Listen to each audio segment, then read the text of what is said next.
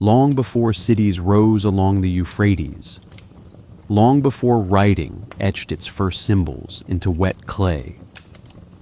The Sumerians recorded something that still unsettles historians today. On tablets no thicker than your hand, they listed rulers whose reigns stretched not for decades, not for centuries, but for tens of thousands of years. One king is said to have ruled 28,800 years, another 36, and together these rulers formed what the tablets describe as 241,200 years of Anunnaki rule. A span of time so vast it almost feels cosmic.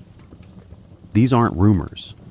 These numbers appear on real archaeological artifacts like the Sumerian king list, held today in museums from Istanbul to Oxford.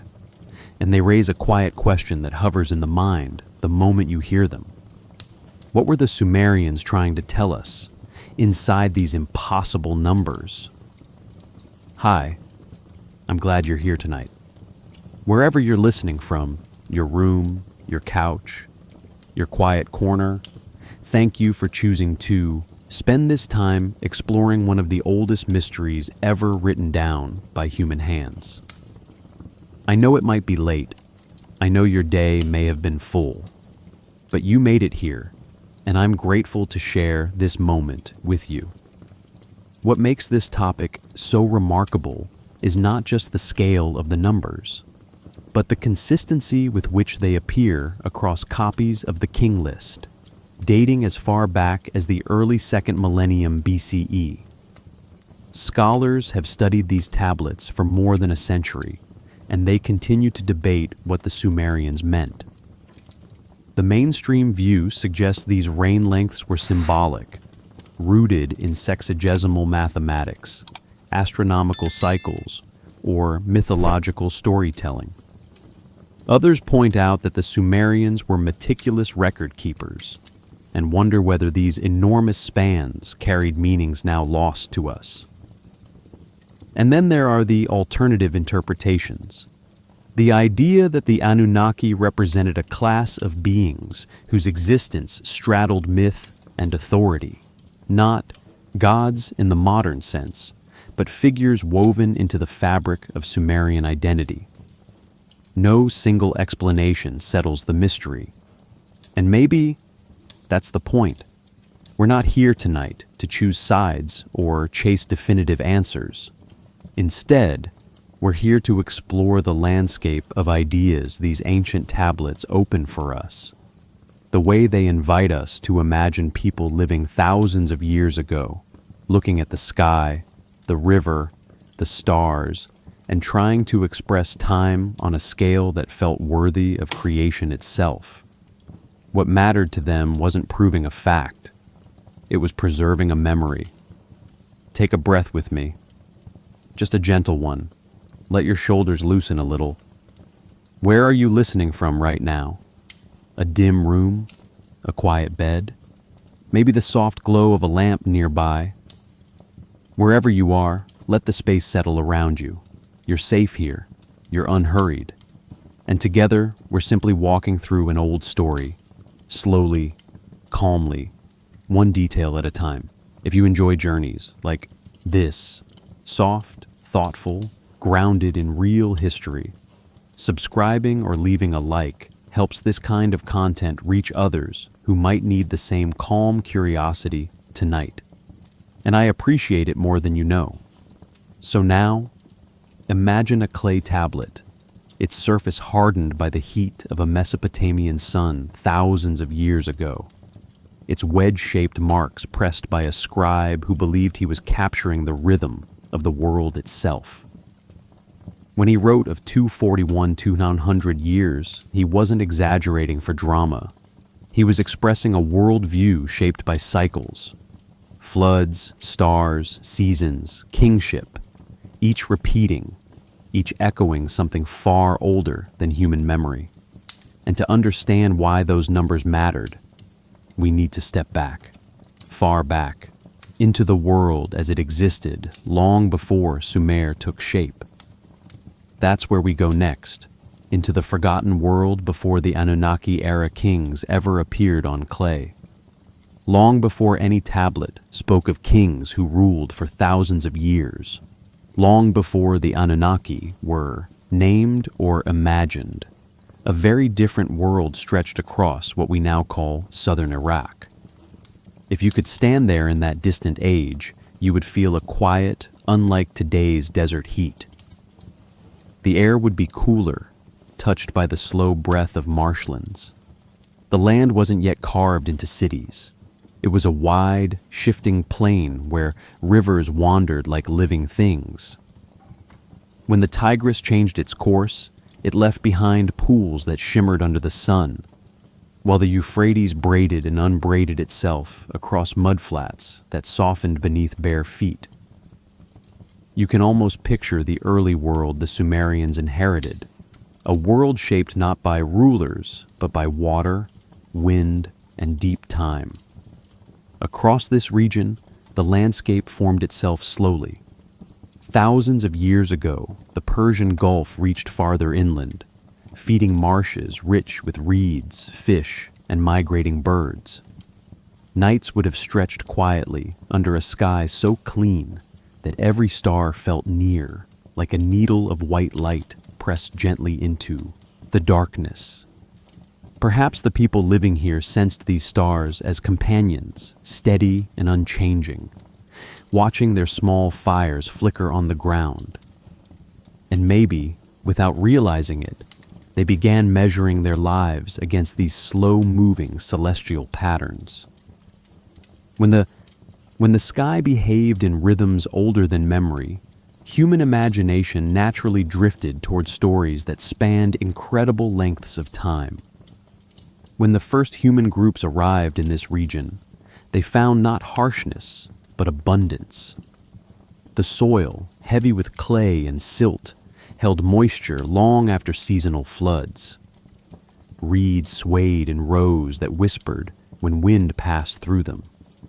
There was a smell of wet earth, cool and metallic, rising from the riverbanks after each flood. If you stepped into the marsh, you would feel mud grip your ankles softly, steadying you as if the land itself welcomed newcomers. These sensations, simple and physical, formed the earliest connection between humans and a landscape that would one day birth Sumer. Across this forgotten world, the climate moved in long, unhurried cycles. Between 10,000 and 6,000 BCE, southern Mesopotamia grew warmer, which pulled the rivers northward and allowed marshlands to expand. These changes didn't arrive with drama. They were gradual, subtle shifts the early inhabitants sensed through the angle of sunlight, the growing season of wild grains, and the behavior of migrating animals. When the land warmed, when the rains changed, the shape of human life shifted gently alongside them. You can almost imagine elders pointing toward new flood channels and saying quietly, "The world is moving." They were witnessing geology in motion. As time moved on, small communities began to gather near dependable water channels. These weren't cities, not yet. They were clusters of huts raised on slightly higher ground, their walls built from reed bundles tied with palm fiber. When the wind passed through them, they hummed softly, like instruments tuned by nature. At night, people would sit near low fires, watching sparks twist upward toward constellations that were already ancient. The same stars you see now, Orion, Taurus, the Pleiades, shone above them unchanged. And under those familiar patterns, humans slowly learned the land's rhythm. When the river would flood, when fish would spawn, when wild barley would ripen. Knowledge grew not through writing, but through memory shared from one generation to the next. This was the world that quietly prepared the foundations for everything Sumer would become. Not through sudden invention, but through long patience. When the rivers deposited their layers of fertile silt each year, they were laying groundwork for agriculture. When families stayed in one place long enough to bury their dead nearby, they were forming the earliest idea of belonging to a land. And when they observed the rising and setting of stars, especially bright ones like Venus, which appeared with remarkable regularity, they were building the mental structure that would one day support vast timescales like 200 years. Humans were learning that time could be measured and that some cycles repeated too slowly for a single life to witness. Maybe this is why the Sumerians later described eras before the flood using enormous spans of time. The world they inherited felt ancient, shaped by forces that moved unhurriedly, almost eternally. It's possible they saw themselves not as the beginning of civilization, but as the latest participants in a story the landscape itself had been telling long before humans arrived. When the riverbanks hardened after floods, leaving cracked earth that resembled branching patterns of lightning, perhaps they believed the land carried messages. When shells from long-vanished coastlines appeared deep in the soil, they realized the world had changed in ways no king could control. As the climate stabilized, the stage slowly set itself for something new. Villages grew, ritual spaces formed. People began aligning their lives with predictable, natural rhythms, and little by little, the land transitioned from merely supporting human life to shaping human imagination. All the conditions for civilization, food stability, shared rituals, territorial identity, were quietly forming beneath the surface. And soon, these scattered settlements would take their first steps toward identity, toward myth, and toward the earliest glimmers of the civilization that would carve the first tablets and speak of Anunnaki kings. The forgotten world had done its work. It was ready to give rise to Sumer. Long before writing appeared, long before the first temple walls rose above the plain, southern Mesopotamia existed as a place where time felt different. If you stood there then, you'd hear almost nothing but the soft push of water against mud. The sky would stretch wide and pale, glowing faintly near the horizon where heat met distance. When the sun dipped, the light changed slowly, as if the day itself were reluctant to leave. And under that changing sky, life moved in rhythms that were steady, unhurried, shaped not by kings or calendars, but by cycles of river and season. This was a world without records, without names, but full of patterns that would eventually shape the Sumerian understanding of impossibly long ages. Across the plain, the land shifted under the influence of two great rivers whose courses wandered like drifting thoughts. When the Euphrates swung east, entire marsh systems formed in its wake. When the Tigris retreated, it left dry patches where wild grains thrived. The air often carried a damp, earthy scent, especially in early mornings when mist hovered low over the water. These sensations anchored the lives of the people who roamed here. They observed the world through touch, smell, and sound. Soft reed rustle, distant bird calls, the muffled splash of fish moving close to shore. It's possible that, in this quiet human perception stretched outward, becoming attuned to rhythms slower than individual lifetimes. When nights arrived, they came gently. There were no walls yet, no tall structures casting shadow.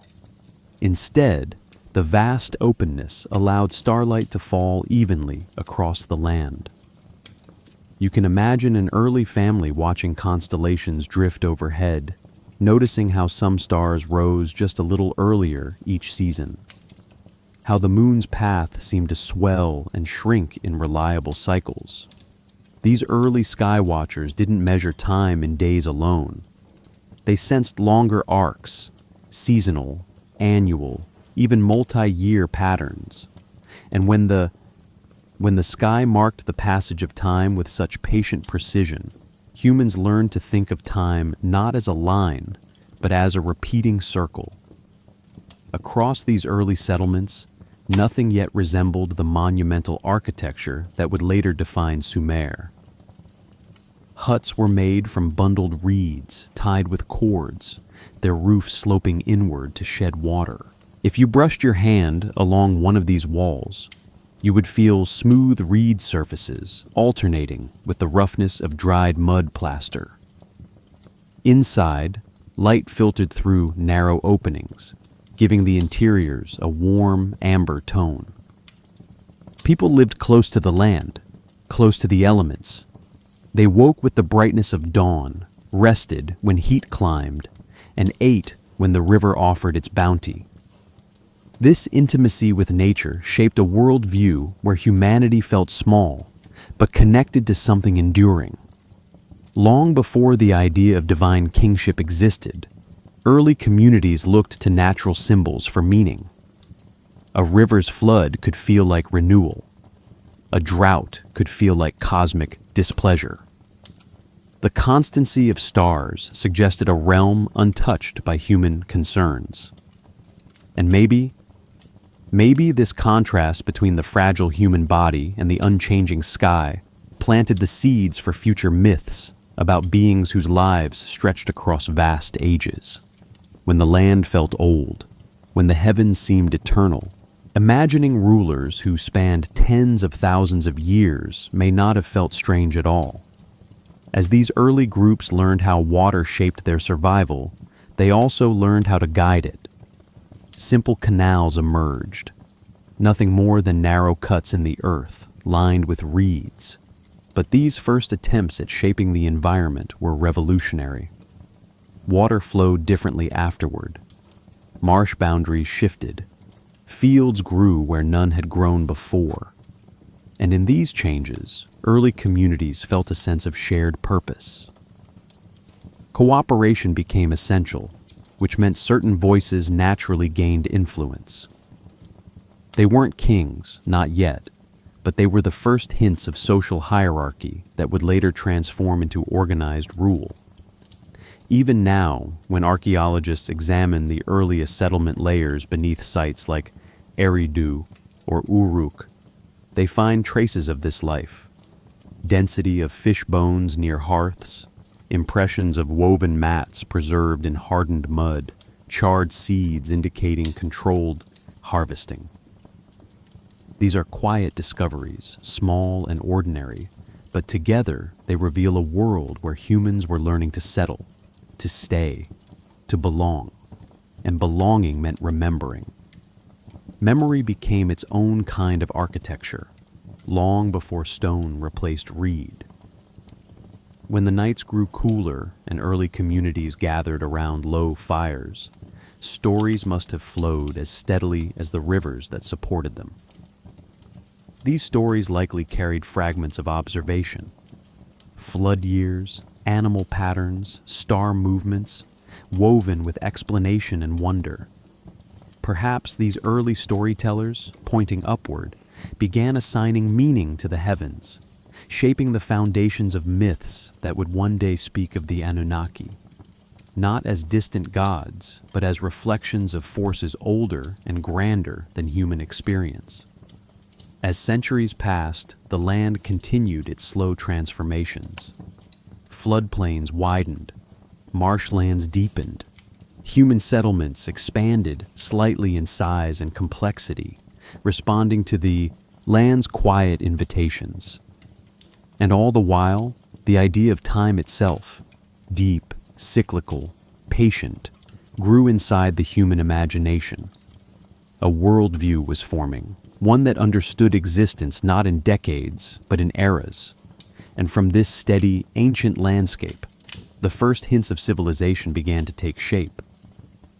When the land finally warmed after millennia of shifting climate, something subtle began to change along the edges of the Mesopotamian marshes.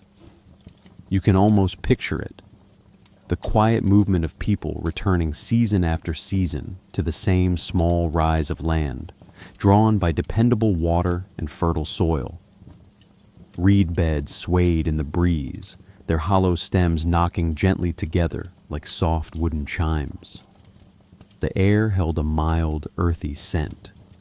Wet clay, crushed reeds, a hint of river salt drifting in from distant currents. This was the moment when wandering lives first began to settle, and the earliest shapes of community appeared. Nothing monumental yet, just small clusters of dwellings built from materials the land offered freely.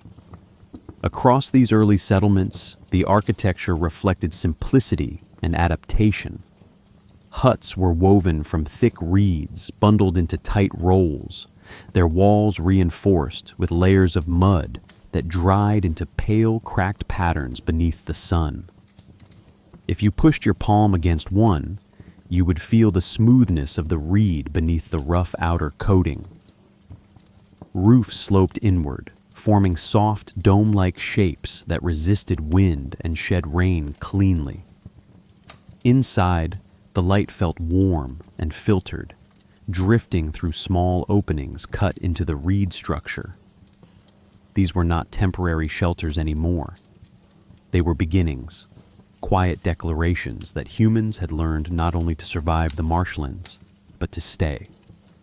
When people stay, memory deepens. And when memory deepens, rituals begin. In these early villages, families gathered near central open spaces where fires burned low in the evenings. Sparks drifted into the night air like tiny imitations of the stars above. You can imagine the sound of children laughing near the water's edge, while elders spoke in slow, measured tones about the world as they understood it. The night sky, vast and sharp with starlight, became a natural guide. The moon reflected on the marsh surface with a steady glow, creating a shimmering path across the dark water. And under this sky, the first spiritual questions likely took hold, questions about the forces that shaped floods, seasons, and fate itself. When the Euphrates flooded, leaving behind thick layers of nutrient-rich silt, villagers would step barefoot into cool mud that hugged their feet, offering both resistance and support. They learned to read the river's moods, to feel its rising and falling as part of the same rhythm that governed their own lives. Perhaps they believed the water had a personality, or a will. Maybe they whispered thanks during fruitful seasons, or murmured anxiously when floods came too early.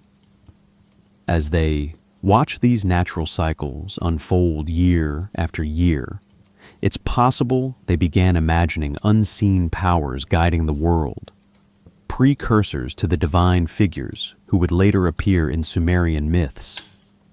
As settlements grew, subtle shifts in social structure began to appear. Some individuals, those who could predict floods by observing clouds, winds, or bird migrations, gained quiet authority. Others, skilled in building reed structures or preserving fish, held influence through expertise. These weren't kings, not yet, but they were the earliest steps toward organized leadership. Leadership formed slowly, shaped by necessity rather than ambition. And when a community depends on shared survival, respect for knowledge becomes the seed of future power. Archaeological layers from sites like Eridu reveal traces of this transition. Beneath the later temple structures lies a sequence of earlier floors, simple platforms of packed clay, some burned slightly around the edges, likely from repeated hearth use. Charcoal fragments hint at controlled fires, while broken reed impressions mark the spaces where walls once stood. These subtle remains tell us that even before Eridu became a spiritual center, it was a village with continuity.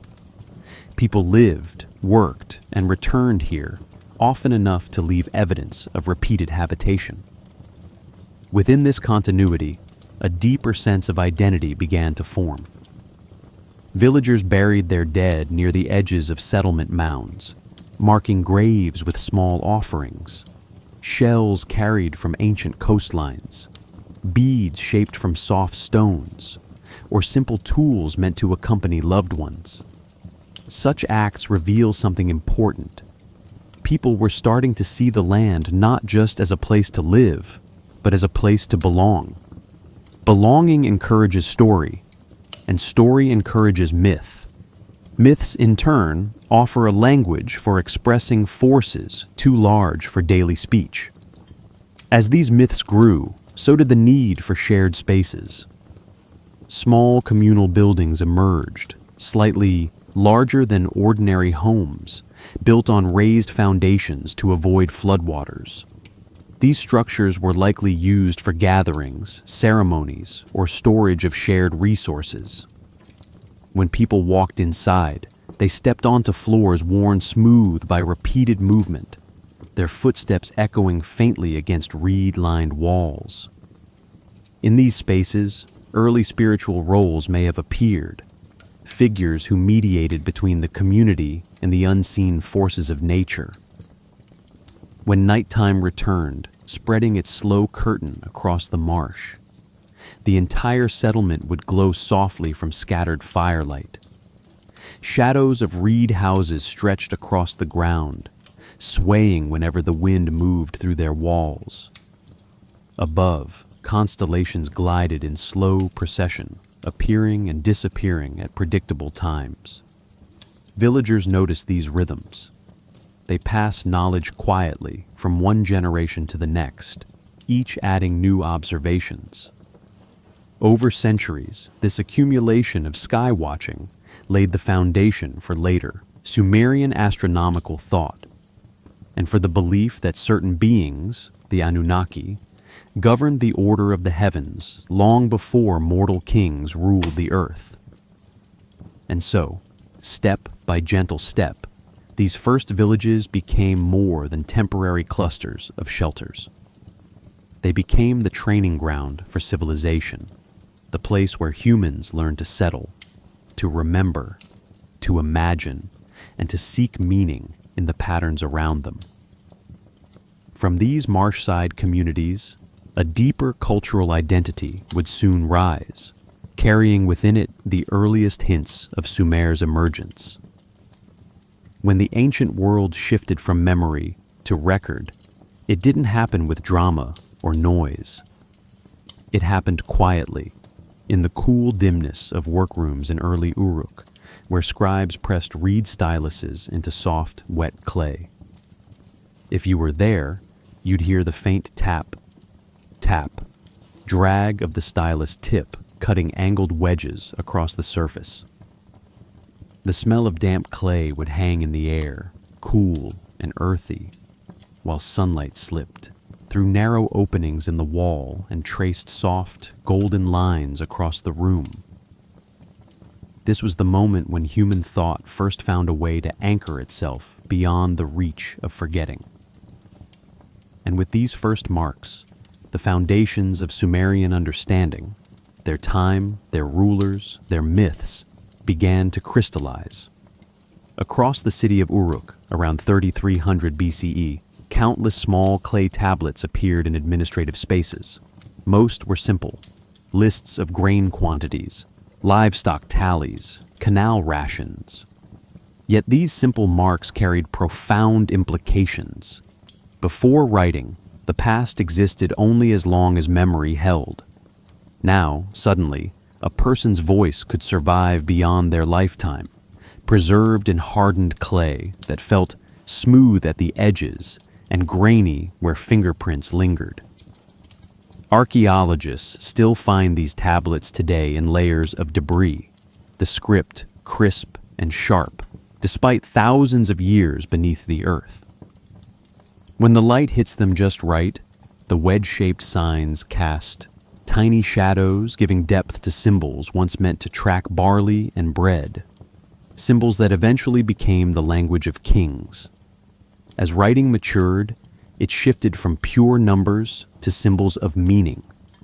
Proto-cuneiform evolved into full cuneiform, capable of expressing names, places, deeds, and time itself. And with this expansion came an extraordinary transformation. history began. For the first time, rulers could be remembered by name rather than by oral story alone. Events could be fixed in sequence. And the concept of kingship became tied not only to power, but to permanence. The Sumerians embraced this idea deeply. Their scribes didn't just record, they anchored memory with a precision that still astonishes us. Among these early texts, one category stands apart: tablets that deal not with grain or livestock, but with lineages and reigns. These records, preserved in later copies like the famous Sumerian king list, claim that before the flood, kings ruled for spans of time that stretch the imagination. 28,800 years, 36,000 years, 43,200 years. Numbers so large they force modern scholars to pause. Were these literal claims, symbolic cycles, mathematical codes? The evidence remains open to interpretation. Yet what matters most is that the idea of time itself expanded when writing appeared. Suddenly, the human mind had a tool capable of holding centuries, and then millennia, and then ages beyond recall. When archaeologists excavate early writing rooms, like those at Uruk's Iana district, they find beveled rim bowls, seal impressions, stylus fragments, and tablets still stacked in ancient storage pits. The rooms feel intimate in scale, their mud brick walls measuring roughly half a meter thick, designed to keep interior temperatures stable against the heat outside.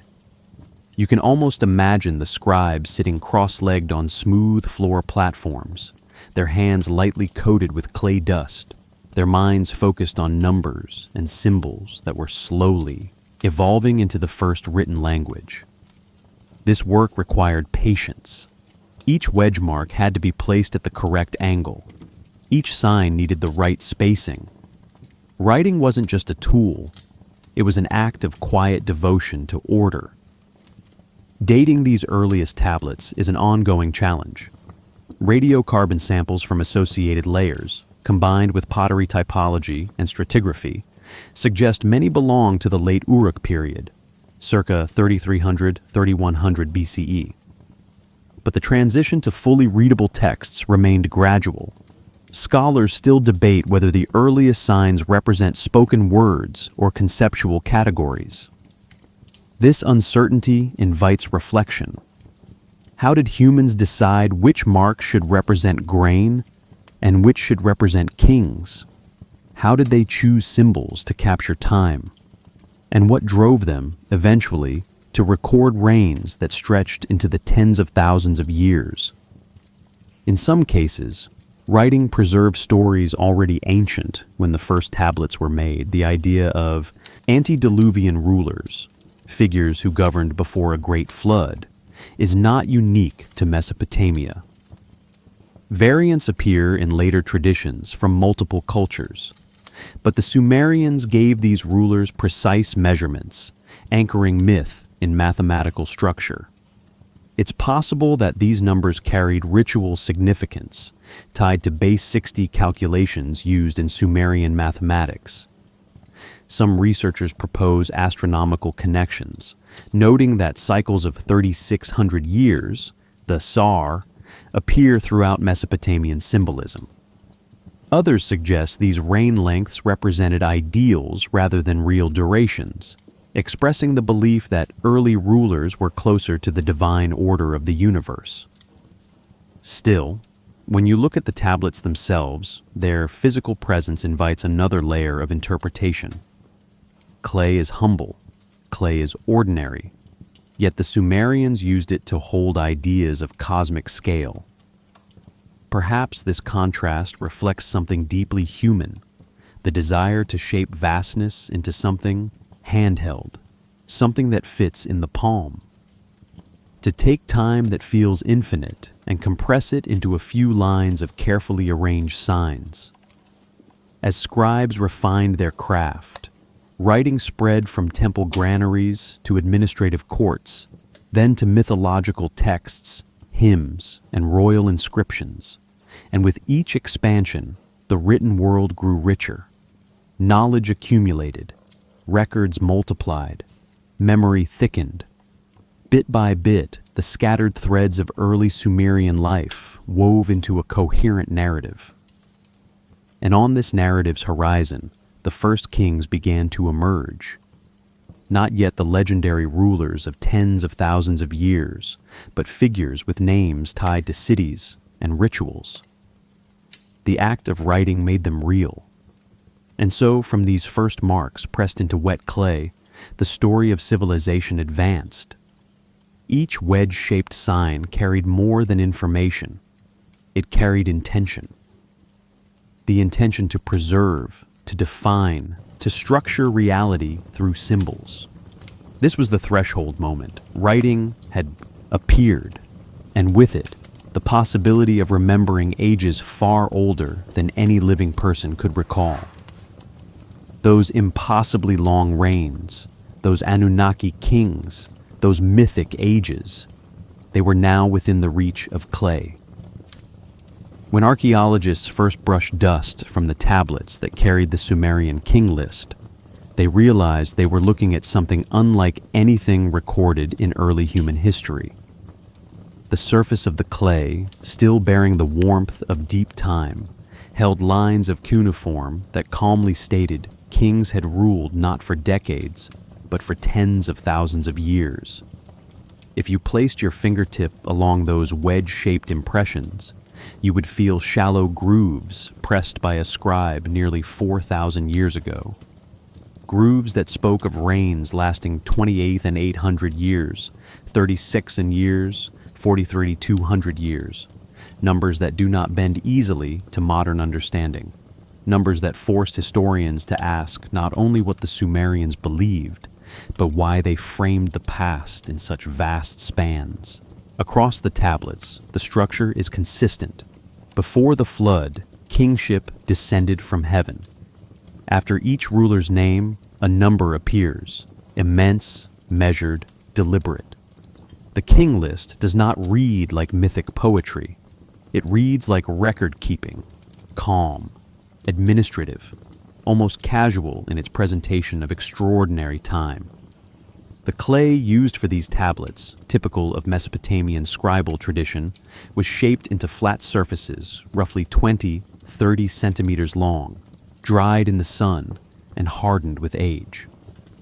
The inscriptions, written in cuneiform script, show a precision suggesting trained hands and standardized tools. Scholars agree these tablets were copied from older originals, now lost. The consistency of the numbers across surviving copies strengthens the idea that these reign lengths were considered meaningful, not decorative.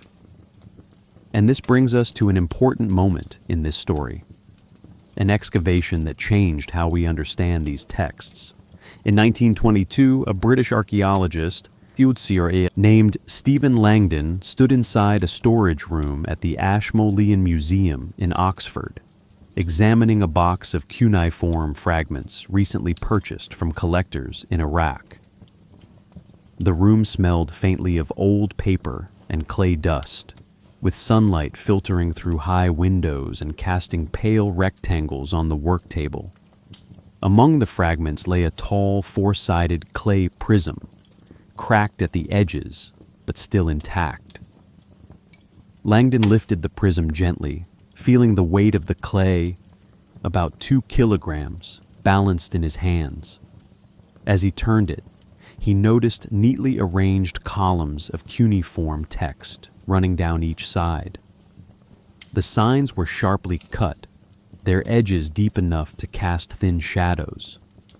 He brushed away a bit of remaining soil, revealing a sequence of names he instantly recognized. Alulim, 28,800 years, he frowned, then continued reading. Alalgar, 36,000 years.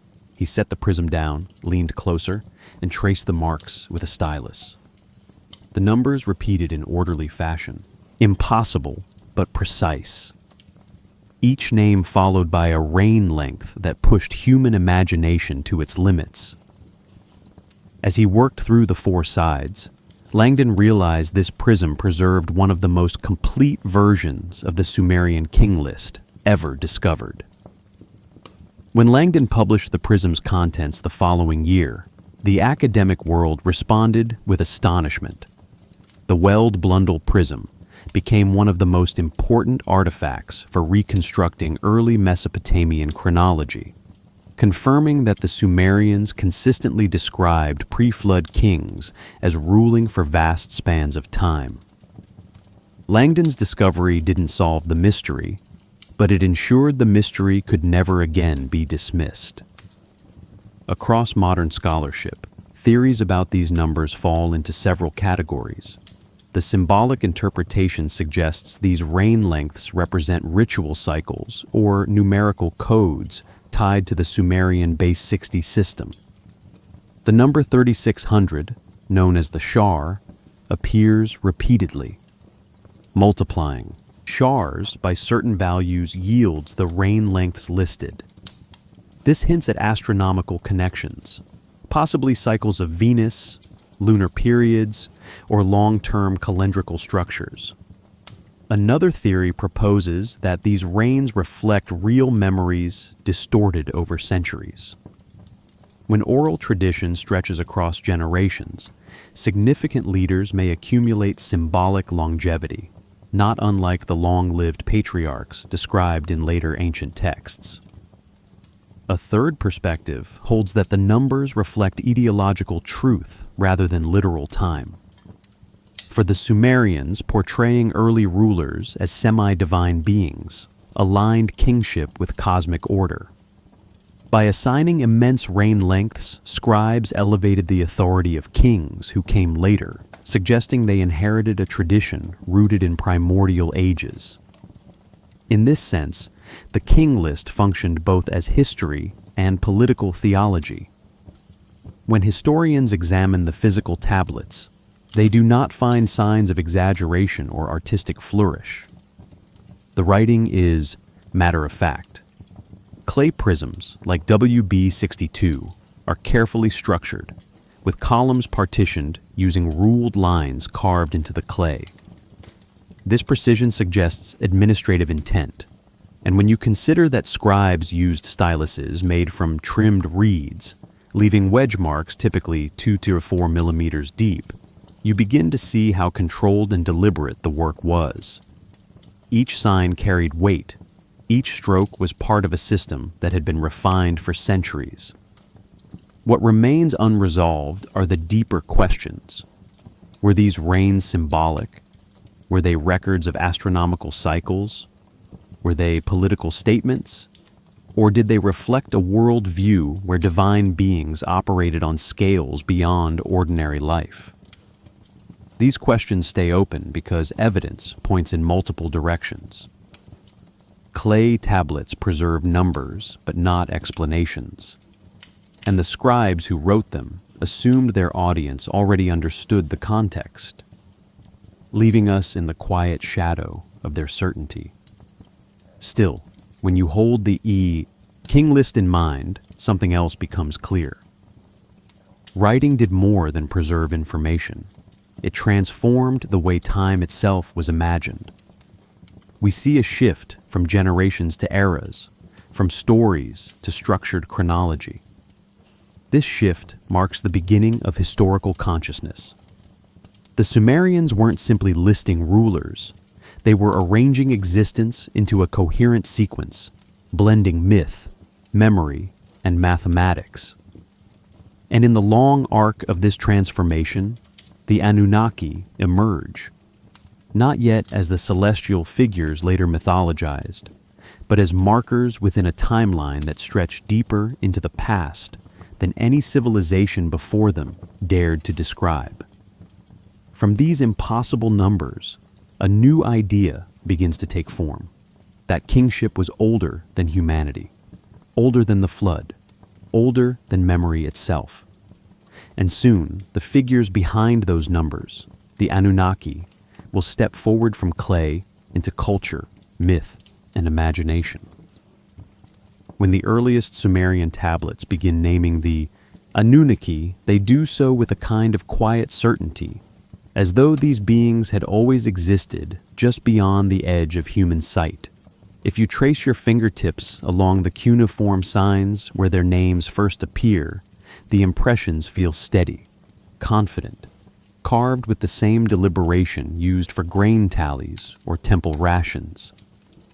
There is no hesitation in the writing, no sign that the scribe considered the Anunnaki symbolic or imaginary.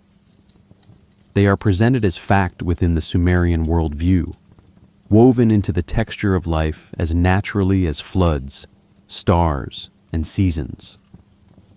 And this calm presentation hints at something deeper. The Anunnaki were not sudden inventions, but figures shaped quietly across centuries of observation, storytelling, and ritual practice.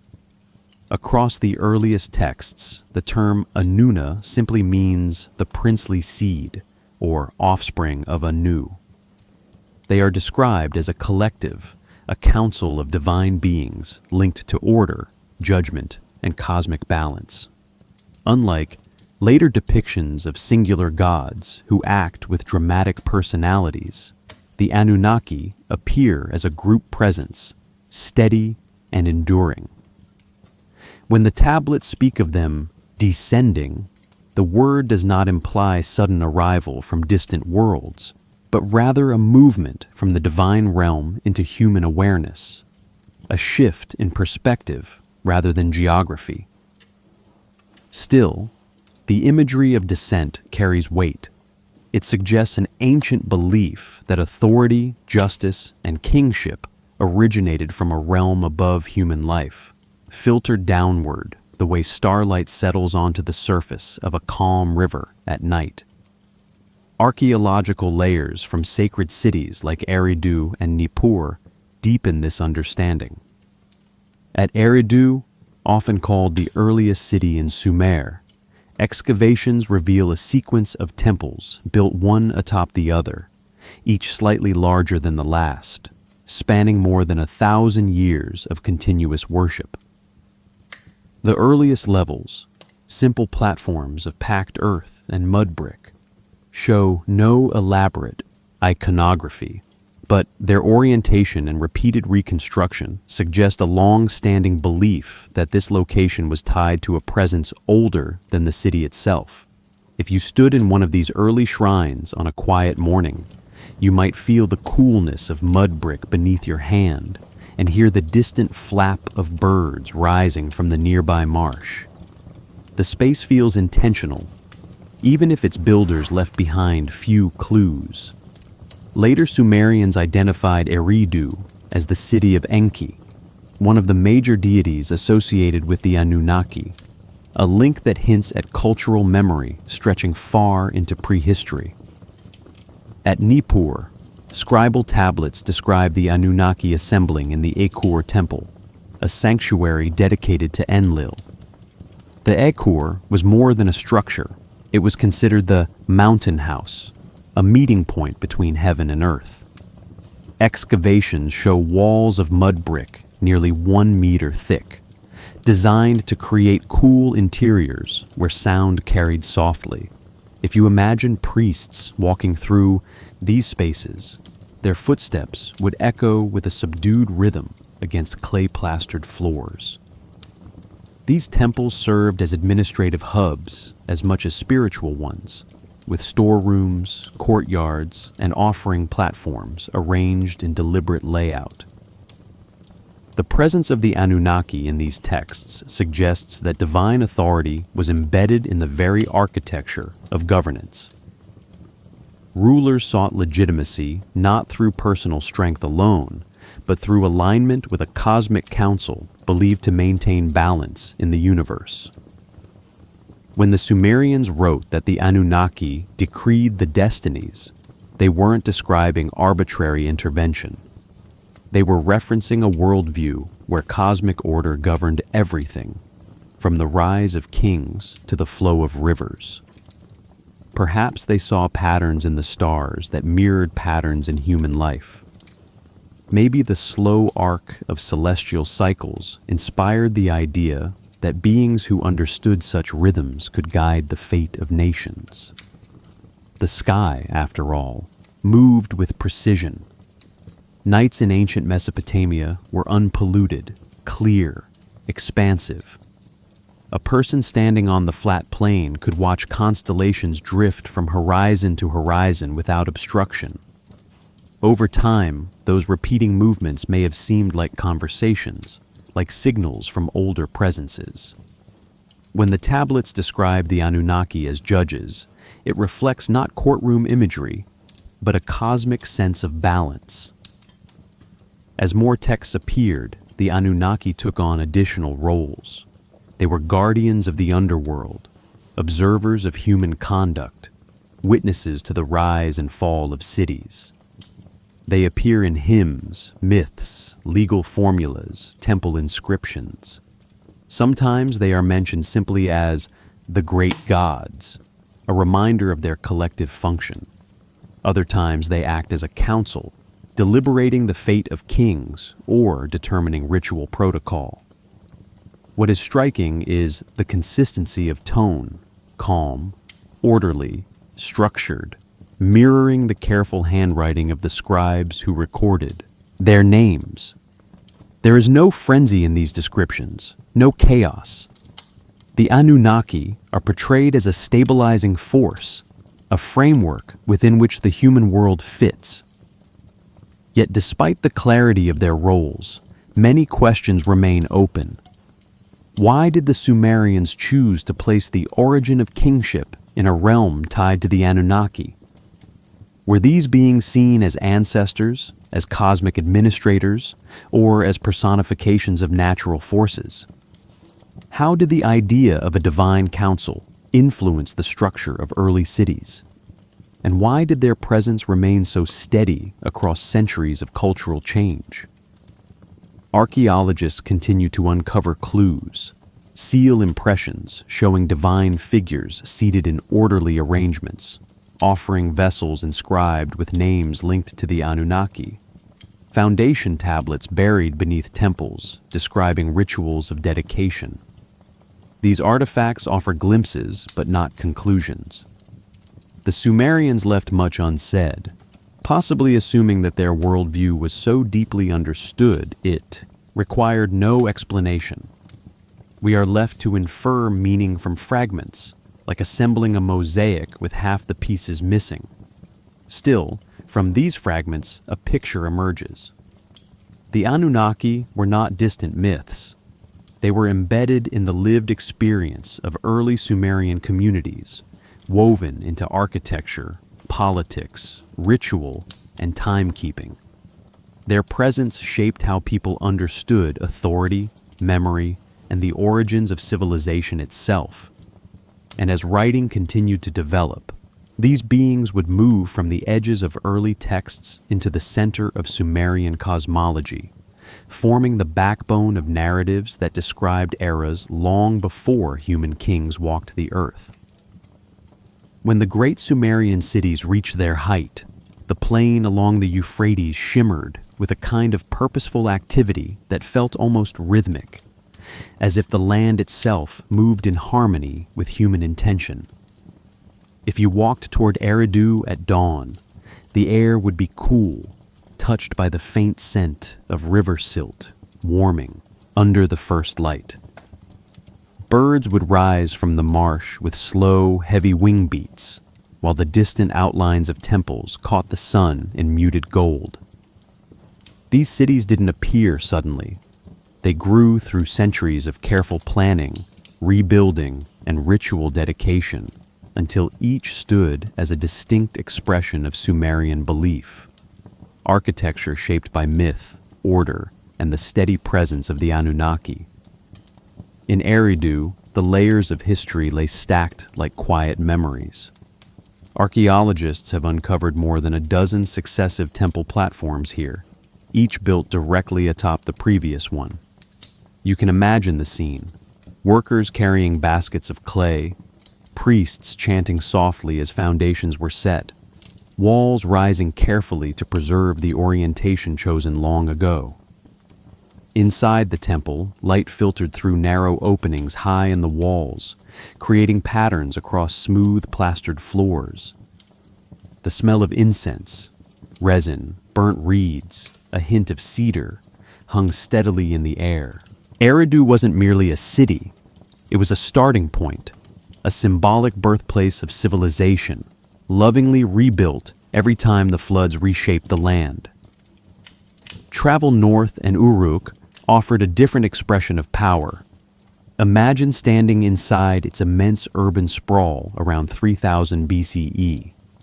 Streets lined with workshops, potteries, and administrative rooms, all humming with daily labor. The sound of clay jars being shaped, of reed pens scratching across tablets, of carts rolling across hardened earth, created a constant background hum. Uruk's walls, famously described as extending nearly 10 kilometers in circumference, reflected a level of organization unmatched in the ancient world. Within these walls rose monumental structures, such as the White Temple on its ziggurat terrace, its facade catching sunlight so brightly it seemed to glow. Walking there at midday, the stone and plaster would radiate warmth beneath your hand, each block set with deliberate precision.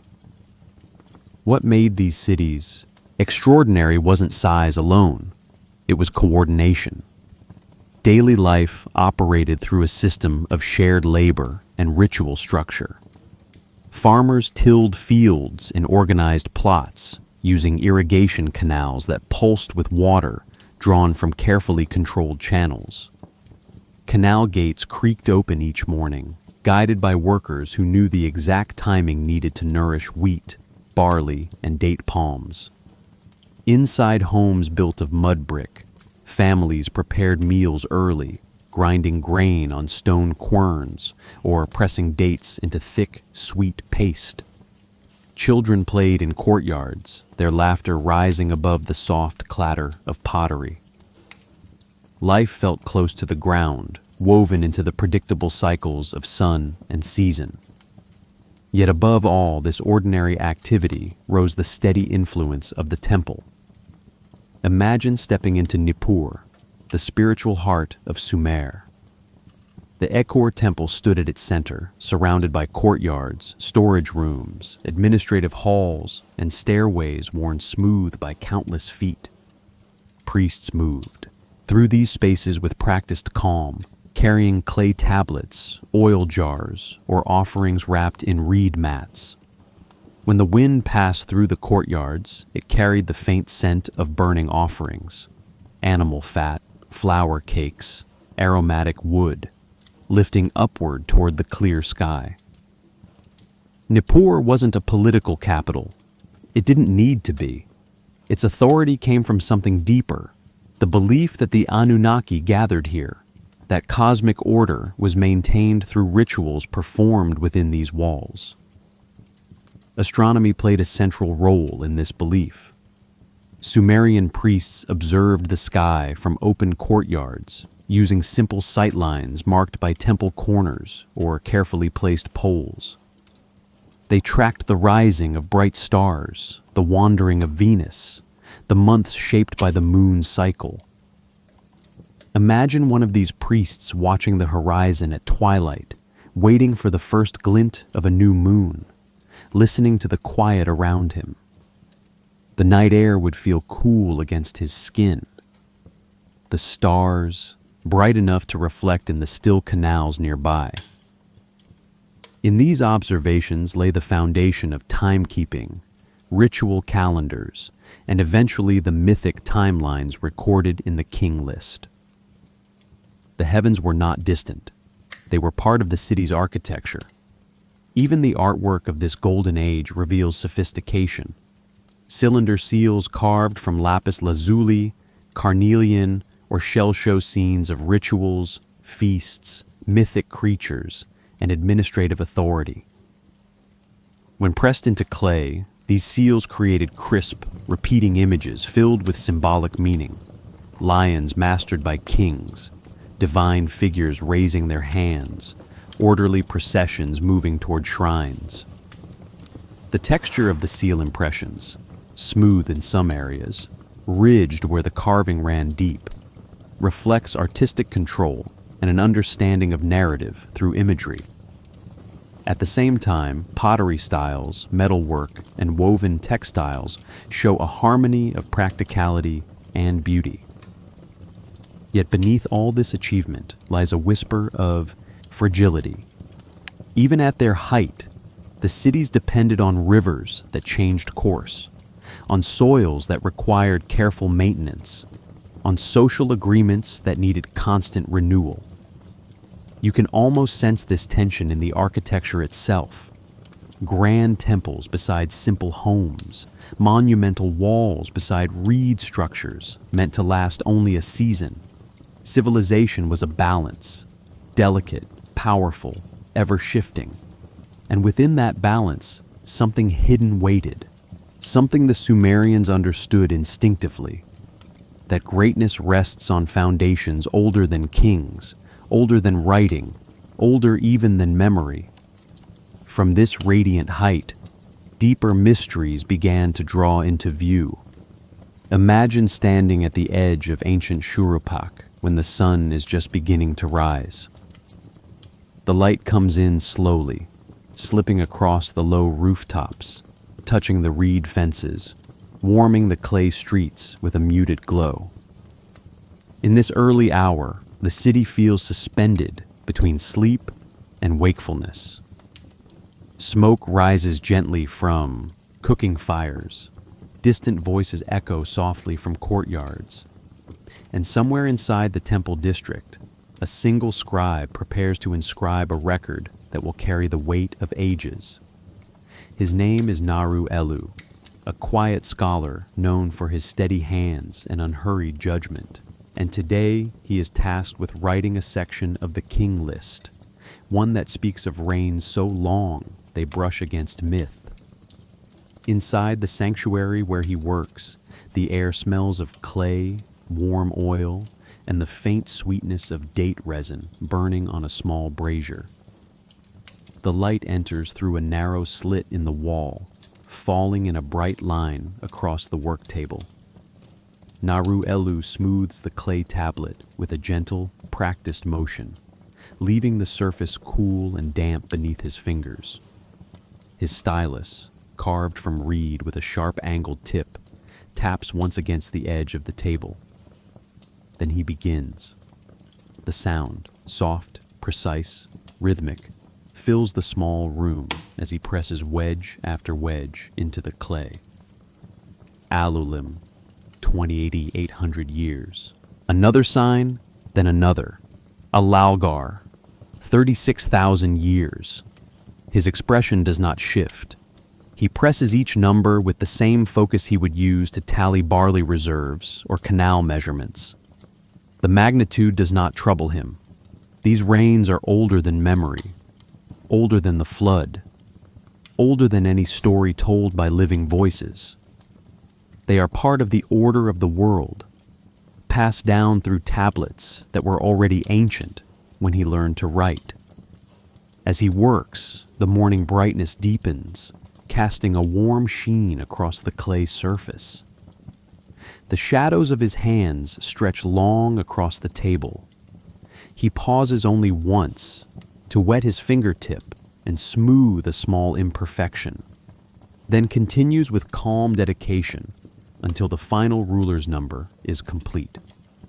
When Naru Elu finishes, he lifts the tablet and studies it carefully. The signs look clean, even, unwavering. He nods. Outside, footsteps echo through the courtyard as priests begin their morning duties. The city is fully awake now, alive with motion. Naru Elu carries the tablet to a drying rack, placing it gently among others. The clay feels cool at first, then slowly warms in his hands.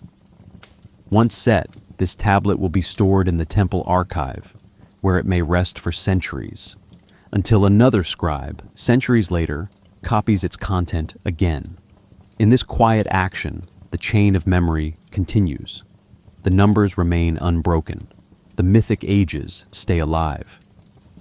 Naru Elu wipes his hands on a reed cloth, steps into the sunlight, and begins his walk home. His task is complete. The record endures. When we read those same numbers today, 241,200 years in total, they sound impossible. Yet in the Sumerian worldview, time did not belong only to human lives. Time stretched outward, touching the stars that moved with patient certainty across the sky. The Sumerians watched Venus rise with the precision of a clock, observed lunar cycles with meticulous care, tracked constellations that returned each season in unhurried procession. This sky, clean, expansive, unobstructed, offered a sense of duration far beyond human lifespan. Maybe that is why rain lengths counted in tens of thousands of years felt natural to them. A human life was brief, a star's life was long, and mythic kings? They belonged somewhere in between. Archaeologists studying the king list notice something else. The numbers are not random. They follow mathematical patterns tied to the Sumerian base 60 system. Multiples of 3,600 appear again and again, suggesting ritual cycles rather than literal chronology.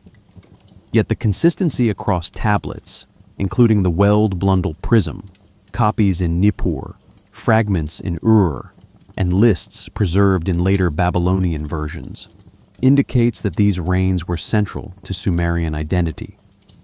They place the earliest rulers not just in the past, but in a sacred era before the flood, an age where earthly kingship mirrored the cosmic order upheld by the Anunnaki.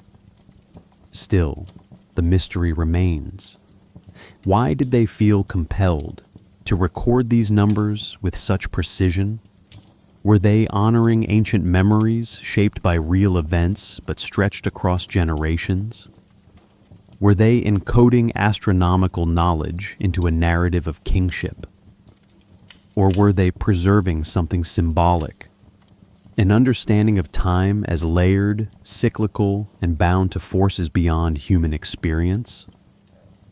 Walking through excavated archives at Shurapak or Nippur, scholars find tablets broken, scattered, yet remarkably consistent. Each one continues a tradition where myth and math coexist without conflict. Each one reflects a world where the line between cosmic truth and historical record was softened, not sharpened. And each one reminds us that the Sumerians lived within a mental universe far broader than our own. Imagine stepping into that mindset for a moment. Imagine standing on the flat plain at night, looking up at a sky so filled with stars that the darkness seems alive. Imagine believing that kingship itself descended from those stars, carried by beings who shaped fate and order. From the hands of a single scribe, to the shelves of temple archives, to the rediscovery of these tablets thousands of years later, the long rule of the Anunnaki remains one of the oldest attempts to place humanity within a cosmic timeline. And behind those numbers, something deeper waits to be uncovered. When night settled over the great Sumerian cities, the sky unfolded with a clarity that feels almost unimaginable today. Stars hung low above the plain, bright enough to cast faint reflections on the still surfaces of canals. The air cooled quickly after sunset, carrying the scent of baked clay and distant marsh reeds. If you stood on a temple terrace at this hour, especially in places like Uruk or Nippur, you would feel the stone still warm beneath your fingers, holding the memory of daylight. Above you, constellations glided in slow procession, the same patterns that the Sumerians believed were shaped and governed by the Anunnaki. Under this vast, unbroken dome, astronomy wasn't a separate practice. It was part of living, farming, worshiping, and ruling. Imagine a Sumerian priest-scholar stepping onto the highest platform of a ziggurat just after twilight. The wind brushes against his linen robe, cool and steady. In his hand he carries a simple sighting rod made of polished reed, straight and smooth, worn from years of use. He lifts it toward the horizon, aligning it with the first appearance of Venus, Inanna's star, its light sharp against the deepening blue. The moment the star emerges, he notes its position relative to a temple corner, the angle of its rise, the subtle shift from the previous month. These measurements guide ritual calendars, agricultural cycles, and even political decisions. They also inspire myths about divine order, stories where the movements of the heavens mirror the movements of gods. Below him, the city transitions into nighttime rhythm. The distant beat of a drum echoes from a courtyard. Lamps flicker in doorways, casting warm pools of light against mud brick walls. Families gather around low tables, eating bread, dates, and stews fragrant with garlic and crushed herbs. Children fall asleep to the hum of lullabies, while elders sit quietly, listening to the night. All of these small human moments unfold beneath the sky that the Sumerians continuously watched, recorded, and interpreted. When they looked upward, they didn't see random scattering. They saw messages, patterns, warnings, blessings. And this deep attention shaped their understanding of time itself. One of the most remarkable examples of this attention can be found in the Venus tablets of Ammisaduqa, a much later Babylonian text, but rooted in the Sumerian tradition of sky watching. These records describe the exact dates of Venus's rise and disappearance over long periods. The consistency and precision suggest generations of observations passed carefully through scribal schools. If you imagine a scholar copying these numbers by lamplight, the glow illuminating his tablet while the night presses against the walls outside, you can sense how deeply astronomy was linked with continuity. Each observation connected the present to those who watched before him, and to those who would come after. Temples aligned themselves with these celestial patterns. Many were oriented toward solstice sunrises or significant star paths. When the morning sun rose in perfect alignment with a temple corridor, light streamed through the passageway in a straight, narrow beam, illuminating statues or sacred inscriptions. The effect must have felt extraordinary, light behaving as though deliberately guided, affirming the connection between heaven and earth. Architecture, in this way, became a quiet expression of cosmic order. The Sumerians believed that the Anunnaki themselves governed these patterns, not through physical movement across the sky, but through the maintenance of structure, fate, cycles, balance. In hymns, they are described as watchers of the night, keepers of the tablets of destiny, guardians who ensure the heavens move in their appointed courses. When the king list describes rulers whose reigns spanned tens of thousands of years, it echoes the way celestial cycles unfold, slow, steady, enduring. Maybe this is why those numbers felt natural rather than exaggerated. Life on earth was brief, but life in the heavens was long, and kingship, they believed, was modeled on the heavens. Archaeologists studying observatory-like structures in Mesopotamia often find simple yet effective tools: sighting holes, alignment markers, clay tablets with astronomical notations. These discoveries show that observation didn't require complex instruments. It required patience, night after night, year after year, generation after generation, simply watching, recording, interpreting. The stars rewarded this patience with patterns, eclipses that followed predictable, cycles, lunar shifts that repeated in measured intervals, the wandering of planets along familiar paths. Such predictability must have felt like reassurance, proof that the universe held order rather than chaos. Imagine now that same priest-scholar descending the ziggurat at night's end. the sky begins to lighten. A soft gray spreads across the eastern horizon. The stars fade one by one, their brilliance retreating with gentle finality.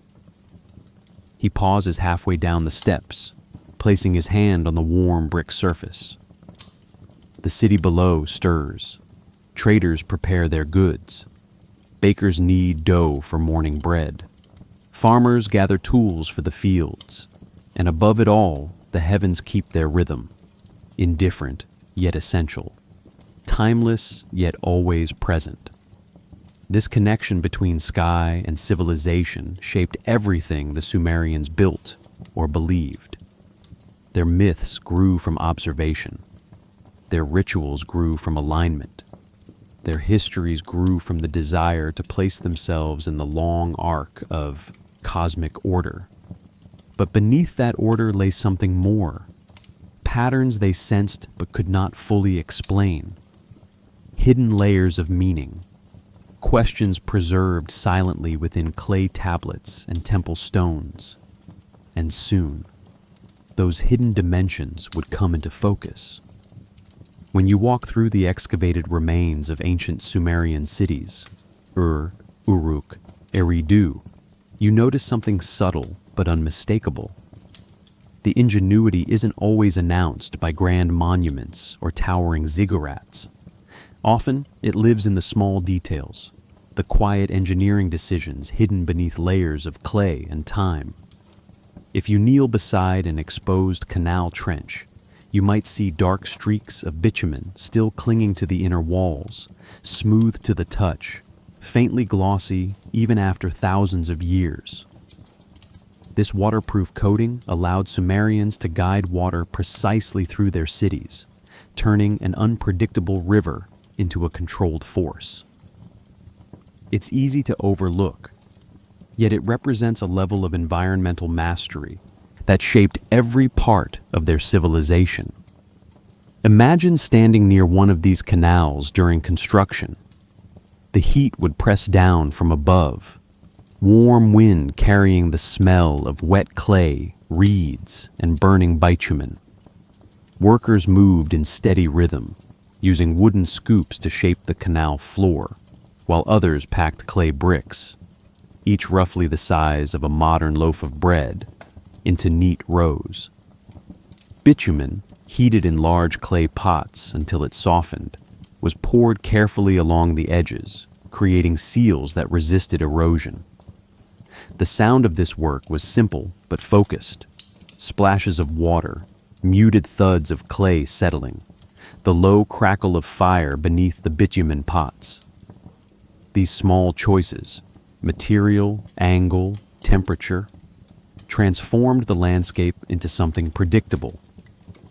Inside the cities, other innovations shaped daily life. Archaeologists often uncover tablets describing grain allocation systems with remarkable precision. Weight stones, standardized across regions, reveal an early movement toward regulated measurement. The breezes that moved through open courtyards carried the sense of fermenting barley, ground flour, fish drying on reed mats. Even homes built from mud brick, though modest in appearance, revealed deliberate temperature control.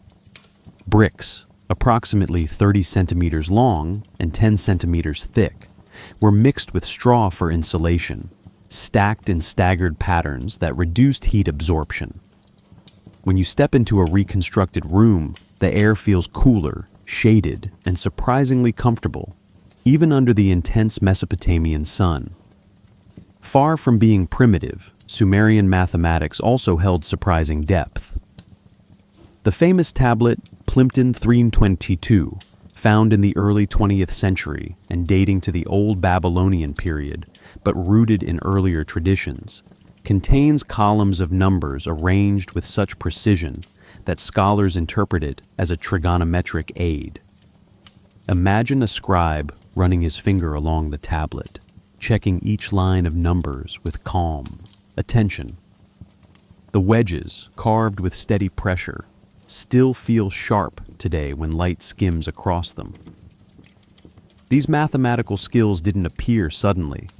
They grew from centuries of administrative record-keeping, canal management, and astronomical observation. Even their art held hidden sophistication. Cylinder seals carved from lapis lazuli or shell revealed miniature scenes with astonishing clarity. The curves of a bull's horn, the angled shoulders of deities, the delicate weave of garments. When pressed into soft clay, the seal rolled out a continuous image, a kind of ancient printing technology. You can picture a merchant pressing his seal into a jar stopper, the clay still warm from the sun.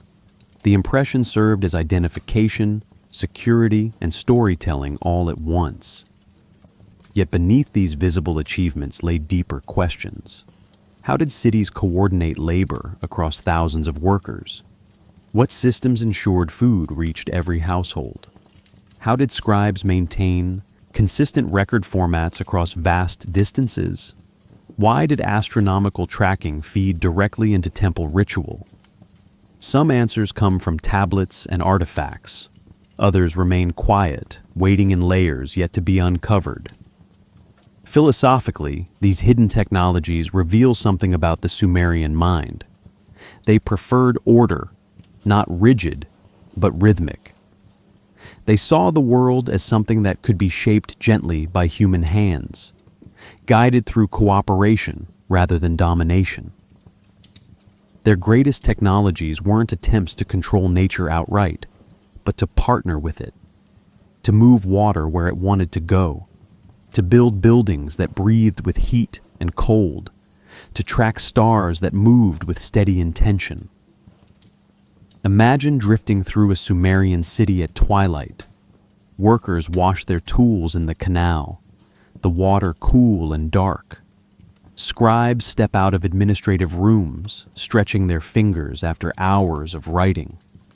Priests carry lamps toward temple courtyards where nighttime observations will begin. The smell of baked bread mingles with the sharper scent of incense rising from shrines. Everything feels coordinated, interwoven, balanced. This harmony didn't last unbroken. Beneath the surface, pressures were building. Environmental shifts, political divisions, rivalries between cities. But in this moment, within the Golden Age, the Sumerians achieved something extraordinary.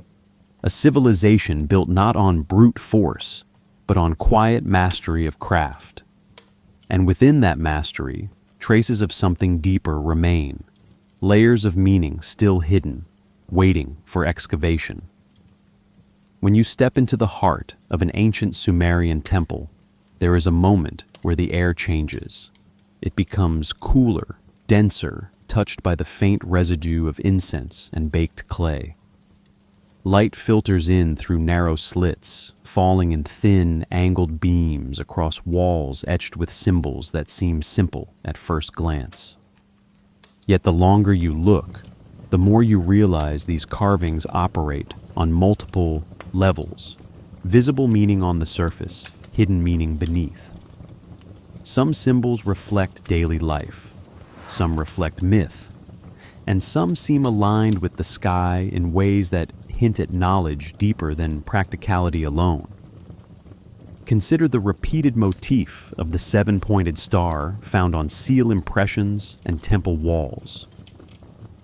To the casual eye, it is an emblem of the sacred.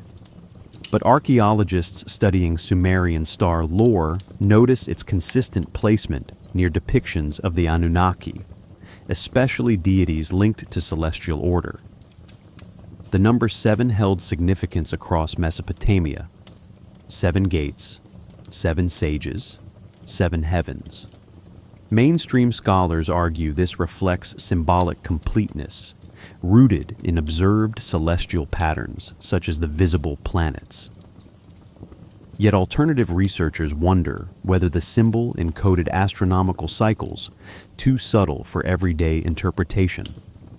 What if the motif served as a kind of ancient memory system, a way to preserve cosmic alignment knowledge across shifting reigns and fragile city-states? Imagine standing in the great Akor temple at Nippur during a solstice sunrise. The air at dawn is cold, the stone beneath your hand still holding a muted chill. As the sun rises, its first rays slide through a deliberate architectural gap, illuminating a specific relief panel while leaving the rest of the room in subdued shadow.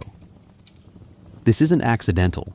Engineers from different eras reinforced the alignment across rebuilds, suggesting the orientation held meaning beyond aesthetics. Modern archaeologists map these alignments using digital models, confirming that several temples across Sumer exhibit similar solstitial precision.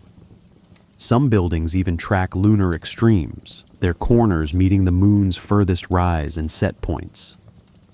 The hidden architecture reveals a worldview where time and space merge, where ritual and observation form a single practice. Still, questions surface. What guided these architectural choices so consistently? Why did the Sumerians integrate sky cycles into structures meant for worship, storage, or administration? And what did these alignments communicate to the people who stood beneath them? Perhaps they served as reminders of cosmic balance. Perhaps they reinforced political legitimacy. It's also possible they encoded mythic chronology into physical form, a silent agreement between heaven and earth.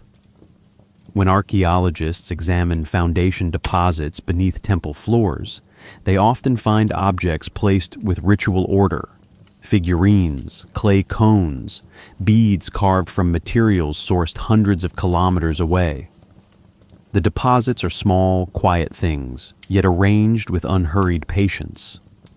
Some items, like lapis lazuli beads, still hold a soft glimmer when light passes across them. Lapis, sourced from Afghanistan, traveled far beyond ordinary trade routes. Why bury it under stone? Some believe it symbolized the sky itself, placed beneath the temple as a grounding force. Others interpret it as a pact, an unseen anchor, linking the earthly structure to celestial order. In myths, the Anunnaki descend from the heavens to establish kingship and law. For the Sumerians, the term heavens wasn't a vague spiritual realm. It referred to the literal sky, the vault filled with stars that moved in dependable patterns. Perhaps this mythic descent represented the arrival of knowledge, mathematical cycles, agricultural timing, or cosmic orientation. The king list reinforces this connection by framing kingship as something bestowed, not invented. An unseen transfer of authority flows from the sky to the earth, echoed through ritual and architecture. Modern scholars analyze these myths through anthropology, seeing them as cultural expressions rather than literal events. Alternative researchers, however, focus on the numerical precision within these texts, cycles, proportions, reign lengths, that resemble astronomical markers more than symbolic storytelling. When both viewpoints sit side by side, they create an intriguing spectrum. On one end, practical ritual. On the other, encoded cosmic memory. The truth may rest somewhere in between, quietly layered like the sediment beneath ancient ruins. Imagine drifting through an abandoned temple at twilight. Dust moves gently across the floor. The air is still, the silence thick in the corners. The architecture seems modest at first, yet every angle, every corridor, every relief appears placed with careful intention. You feel the presence of something unseen, patterns meant for eyes trained in a discipline we no longer practice. It's a reminder that civilizations leave behind more than objects. They leave hints of how they understood the universe. And as we uncover these hints, these hidden dimensions, we begin to see that much of Sumer's brilliance lies not in what was visible above ground, but in what was quietly built beneath it. when you sit with a Sumerian tablet long enough, the wedge-shaped impressions begin to feel less like writing and more like gears in a quiet machine. Each sign fitting into a larger system, each number echoing a pattern older than the tablet itself. Time to the Sumerians wasn't simply a line running forward. It was layered, cyclical, and anchored to rhythms hidden beneath daily life. You can sense this when you read the King List, where reigns stretch across thousands of years, or when you examine ritual calendars that fold lunar cycles into solar ones with patient accuracy. The more you look, the more you realize that their understanding of time was not just practical, it was architectural, mathematical, and spiritual, all at once. Imagine stepping into a dim archive room in ancient Nippur. Clay tablets line the shelves, each one warm to the touch from the heat of the afternoon. A faint smell of dust and oil fills the space, mingling with the muted sound of scribes working nearby. The silence here is not empty. It feels suspended, like the quiet before a story is spoken. On one shelf, a series of tablets lies arranged in a precise sequence. Their inscriptions track lunar months with meticulous detail. First crescent observed, visibility intervals, alignment with agricultural tasks. Another tablet tracks the movement of Jupiter, marking its retrograde cycle with steady, unbroken notation. These are not random observations. They form a hidden infrastructure beneath ritual life. Scholars today note how Sumerian mathematics, especially its base 60 system, creates easy harmony between celestial cycles. 60 divides neatly across minutes, hours, arcs of the sky, even planetary patterns. What if the Sumerians adopted this system not simply for convenience, but because it reflected a cosmic truth they sensed intuitively? Perhaps they saw in the number 60 a stable foundation, a numerical doorway linking calendar, myth, and governance. The King List's long reigns often resolve into multiples of 3,600, a number modern archaeologists refer to as the Sar. Mainstream scholars explain this as symbolic magnification, tying kings to cosmic cycles. Yet alternative interpretations suggest the Sar preserved real astronomical knowledge beneath mythic narrative. Imagine a scribe running his finger across a tablet, following these numbers line by line. Each mark holds weight. Each value aligns with a broader pattern. Beneath the surface, an unseen logic hums. Was this deliberate, or simply the natural outcome of centuries spent observing the sky with unhurried attention? It's possible the Sumerians understood time not as something measured, but as something shaped, like clay responding to pressure. They pressed meaning into it, stamped it, refined it, carried it across generations. Even their rituals reflect this layered sense of time. During the Akitu festival, when kings reenacted the cosmic order, priests recited hymns tying seasonal renewal to mythic ages long past. In these ceremonies, the present moment folded into primordial time, binding the now to eras described in tablets older than cities themselves. If you imagine standing among the crowd during this ritual, the drum beats slow and steady, the air warm with incense, you can feel how the atmosphere shifts.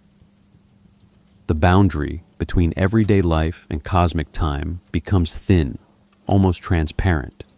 This blending of scales, human, seasonal, mythic, created a worldview where the reign of a king in 2600 BCE could feel connected to reigns said to have lasted tens of thousands of years. Modern researchers analyzing sediment layers near ancient canal systems find evidence of flood cycles that recur with surprising regularity. These findings support parts of the Sumerian worldview. That history moved in repeating waves. rising and receding like the Euphrates itself? What if the giant reign lengths in the king list reflect deep ecological memory, stretching across generations to encode environmental patterns? Or what if they mirror stories carried orally long before, writing compressed into symbolic time so they wouldn't be lost? Beneath these ideas lies another dimension, the spiritual interpretation. The Anunnaki, described as divine administrators, embody continuity. They represent order that outlasts human lives. In myth, they maintain the me, the sacred laws and cultural patterns that make civilization possible. Their reign, stretching 241 and 200 years in total, according to the tablets, expresses not literal chronology, but the idea that cosmic order existed before humanity learned to measure it. Still, the question lingers quietly. Why preserve such immense numbers with such precision? Why repeat them across tablets spanning centuries? Did the scribes consider them metaphor or memory? The silence of the archives offers no definitive answer. Clay does not explain itself. It holds what was pressed into it and waits. Imagine walking through one of these archives centuries later, long after the city has fallen. The rooms are collapsed, half buried. Dust drifts in through broken walls. Yet beneath layers of mud and debris, tablets remain in neat stacks, undisturbed. Time has slowed here, curled inward. The world outside has changed. But inside these walls, the records wait with the same patience they held from the beginning.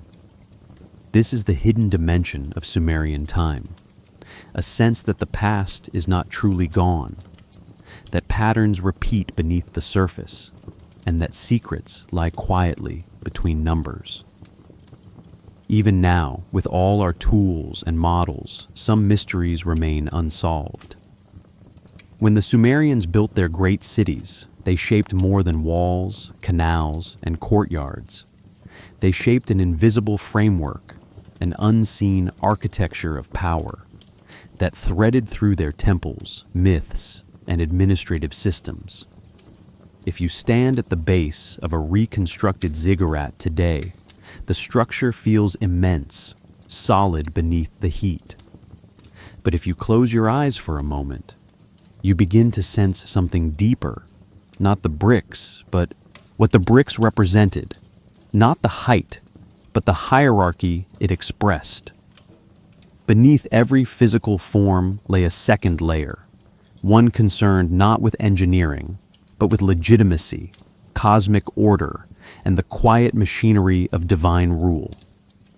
Imagine walking into the administrative courtyard of ancient Uruk. Clay tablets sit stacked in reed baskets, still damp from inscription. Scribes move unhurriedly between shaded workstations, their hands stained with clay dust. At first glance, this looks like simple bureaucratic activity. Grain counts, tax records, workforce tallies.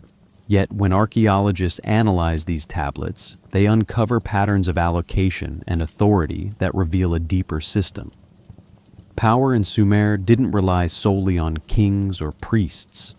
It relied on a network of controlled information, records that determined who received food, who maintained canals, who oversaw rituals, who held land. Beneath the surface of everyday life, this system acted like a silent skeleton holding society upright. Symbolism reinforced this structure. The rod and ring motif found in art, often shown being handed to rulers by deities, captures this hidden architecture with elegant clarity. Mainstream scholars interpret the rod as a tool of measurement and the ring as a boundary marker, symbols of justice and responsibility.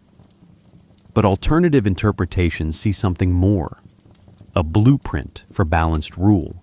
A reminder that authority is measured, not taken, but granted, not inherited, but aligned with cosmic standards. What if these symbols encoded both earthly and celestial order? What if the rod measured not only land, but time, and the ring defined cycles rather than borders? The ziggurats themselves echo this dual meaning.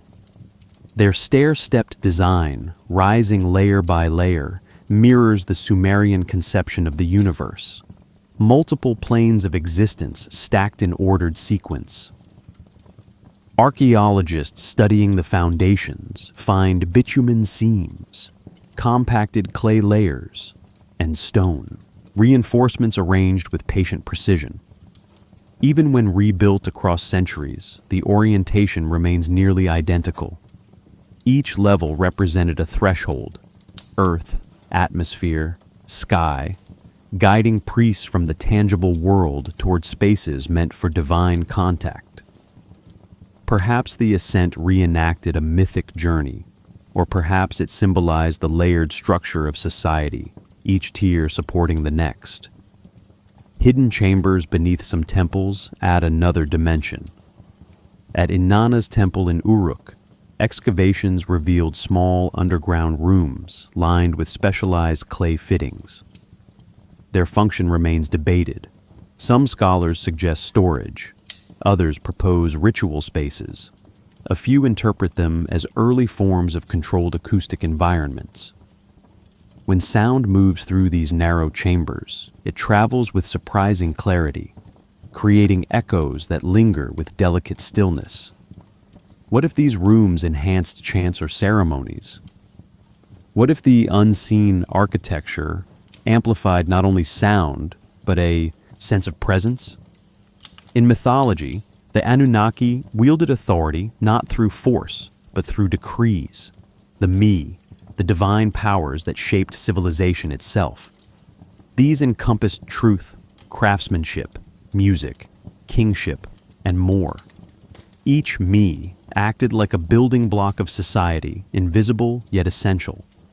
The myths describe them as objects, yet philosophical readings view them as principles. They were unseen laws that allowed visible structures to function, and much like clay tablets, they needed careful guardianship. Losing a meant losing stability. Gaining a meant expanding potential. Beneath the visible world, these forces created an abstract architecture that shaped every aspect of life. Archaeological findings sometimes hint at technological dimensions within this unseen structure. At sites like Girsu and Lagash, researchers have found large, polished stone discs, smooth, circular, and nearly perfect in proportion. Their purpose remains uncertain. Some believe they served as ritual objects. Others think they were early surveying tools. A few suggest they symbolize celestial cycles, perhaps used to demonstrate planetary motion. When you lift one of these discs, its weight settles firmly into your palms, cool at first, then warming slowly. Its silence feels deliberate, as if it holds its purpose but chooses not to speak it aloud. What if the Sumerians embedded knowledge in forms that required context to understand? Knowledge we no longer possess. What if rituals encoded agricultural, political, and astronomical instruction in symbolic language? What if the unseen architecture was more than tradition? What if it was a teaching system hidden beneath myth? Imagine standing on a ziggurat terrace during a quiet moment near sunset.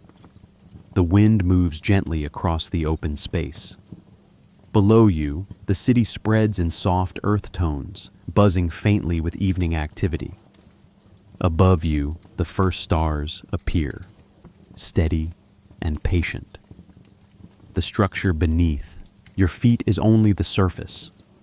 The real architecture, the one that shaped kingship, ritual, and cosmic alignment, lives in patterns, symbols, proportions, and stories.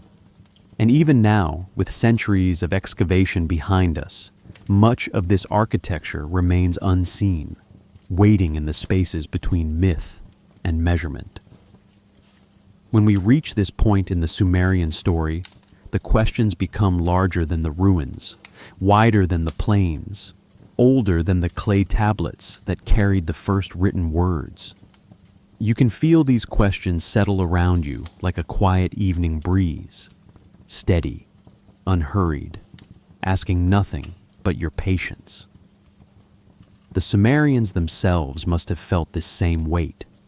They carved numbers into tablets that stretched the boundaries of human understanding, recorded reigns that lasted far beyond any human lifespan, and described beings whose origins shimmer between myth and memory. Maybe they were reaching for something they sensed but could not fully articulate. Maybe they were preserving fragments of a truth already ancient when the first city rose from the marshlands. Or perhaps they simply understood time differently, their minds shaped by cycles we no longer see with the same clarity. Some scholars believe the long reigns in the king list reflect a symbolic model of time, one rooted in astronomical cycles rather than literal history. They point to the repeated use of the Sar, a unit of 3,600 years, and note how many early kings rule for multiples of this cycle. Others suggest these numbers preserve oral memories from before writing, stories that expanded across generations until they settled into mythic scale.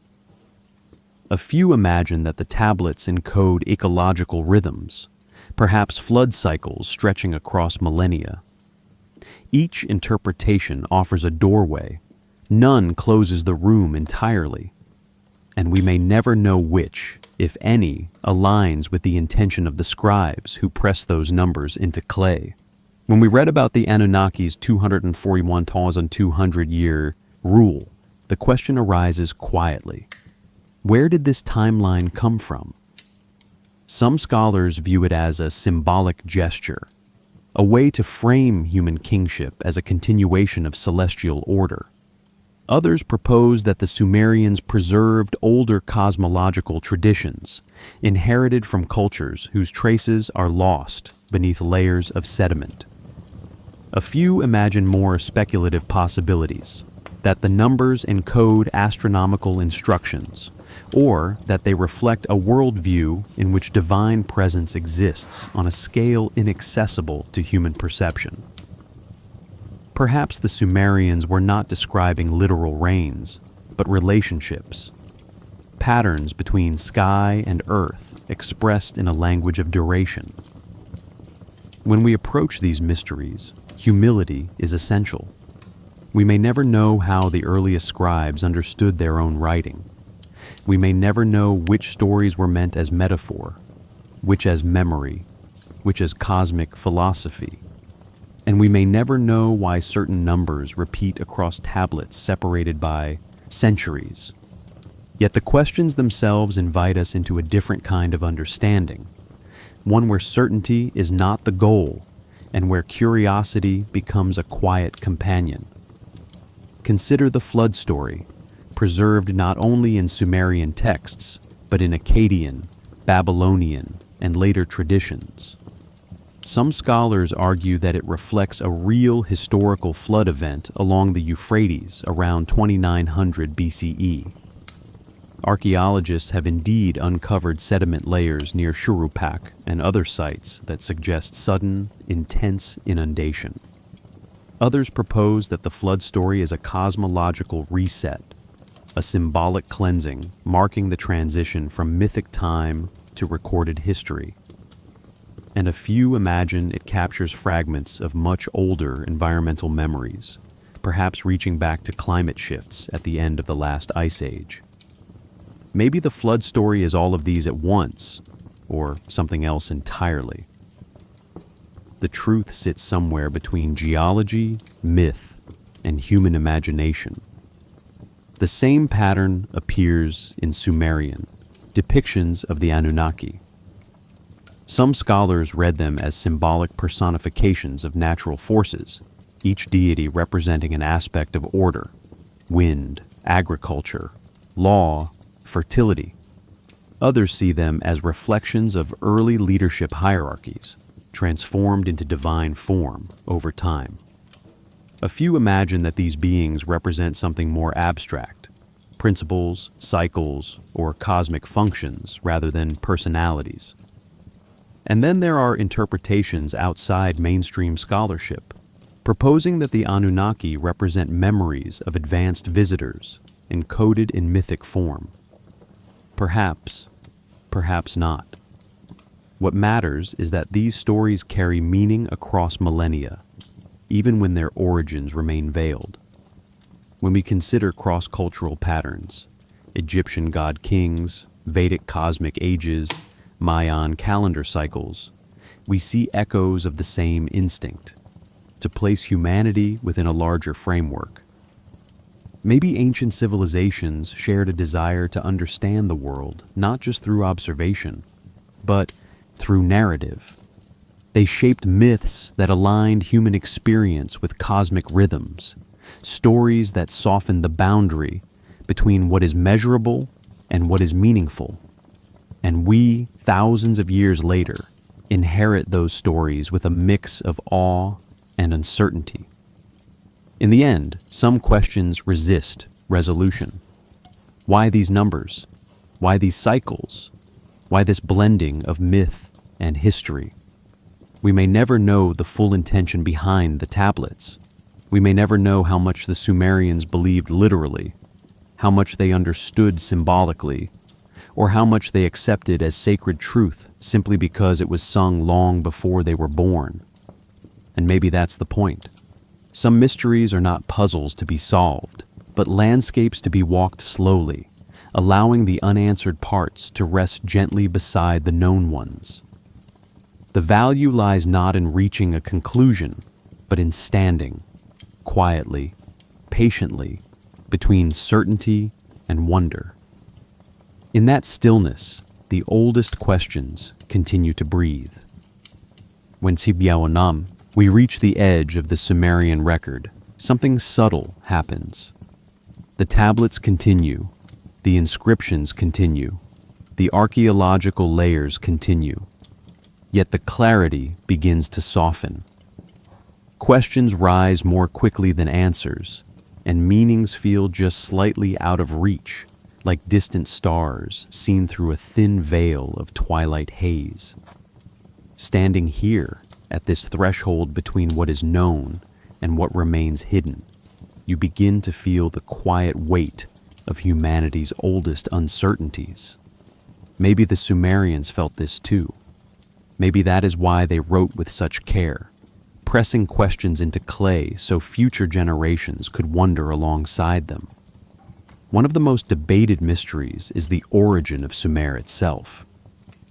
Some scholars believe the Sumerians were indigenous to southern Mesopotamia, emerging from earlier Ubaid cultures, whose pottery styles and settlement patterns flow gradually into early city life. Others suggest a migration, people arriving from somewhere to the east, perhaps the Zagros foothills, carrying with them language, ritual, and the seeds of urban society. A few imagine even broader origins, reaching toward older, now lost cultural horizons. Perhaps the truth lies between these theories.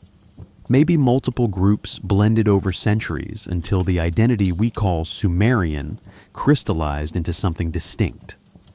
Or perhaps the question itself reflects our desire for linear explanations in a world that rarely unfolds so neatly.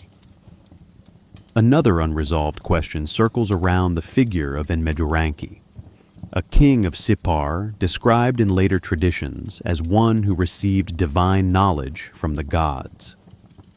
Some scholars see him as a mythic representation of the priestly astronomers of Sippar, known for their careful sky watching. Others suggest he symbolizes the transfer of scientific understanding across generations.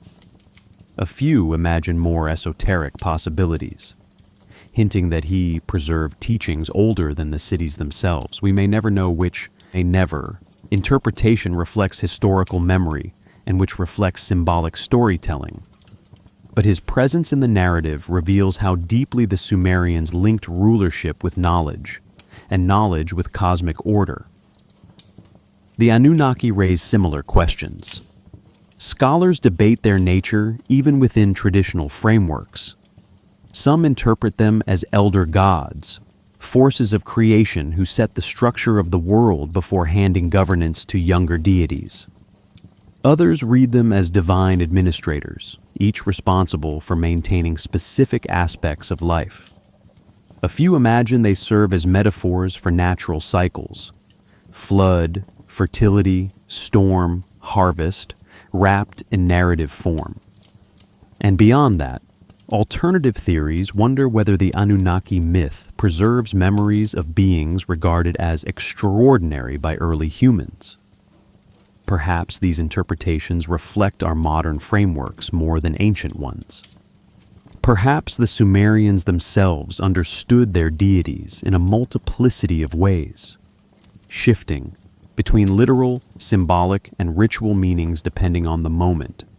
Even the flood layers discovered in Shuruppak, Kish, and Ur invite competing theories. Archaeologists have uncovered thick deposits of river silt dating to around 2900 BCE, suggesting a severe regional flood. Some scholars associate this with the flood described in the Atrahasis and Ziusudra narratives. Others argue the myth reflects many floods, woven into a single symbolic event. A few imagine the story preserves memories far older than writing, echoes of climate shifts at the end of the last ice age. We may never know whether the myth originates from a specific historical disaster, a pattern of repeated flooding, or something deeper in the human psyche. Yet its endurance across cultures suggests it touches a universal chord. Language itself becomes a mystery here. Sumerian is a language isolate, meaning no confirmed relatives exist. Some scholars see this as evidence of deep antiquity, suggesting an origin older than neighboring languages. Others propose that related languages simply vanished before written records. Maybe Sumerian reflects multiple influences blended into a unique linguistic form. Or perhaps it carries the echo of a culture whose earlier stages remain buried beneath alluvial soil. The silence here is vast, patient, and unmoved by our need for clarity. In these uncertainties, something beautiful emerges. Not frustration, not confusion, but space. Space for curiosity to breathe, for wonder to stretch itself slowly across the centuries. What if ancient mysteries survive because they serve a purpose? What if the unanswered parts give us a way to connect with people who lived long before us? What if the gaps in knowledge are not weaknesses, but invitations? Imagine standing on a quiet tell at dusk, broken walls at your feet, wind brushing across scattered pottery fragments, sky deepening into soft indigo. The land holds millennia of stories, yet offers them without urgency. You hear nothing but wind, feel nothing but the warmth fading from the ground, sense nothing but the gentle presence of time continuing without haste. In that stillness, you understand something the Sumerians knew well. That mystery is not an obstacle to knowledge. It is a companion to it. And as we look back across these unanswered ages, we begin to realize that not knowing everything does not diminish the past. It keeps it alive. When we trace the journey of Sumerian memory from its earliest carvings to the present moment, we begin to see how stories survive not by remaining unchanged, but by adapting to the hands and minds that carry them. The first scribes pressed their knowledge into clay tablets, trusting that the impressions would endure. And they did. Even now, thousands of years later, the marks remain sharp beneath gentle light.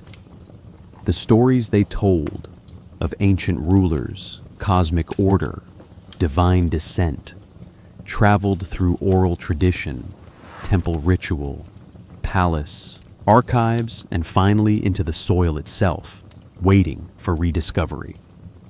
It is remarkable how much survives when the world moves patiently, layer by layer, burying and preserving in the same motion. Modern archaeology began unearthing these stories in the mid-19th century, when explorers dug through Mesopotamian mounds searching for the cities of biblical memory. Even now, their records feel almost breathless.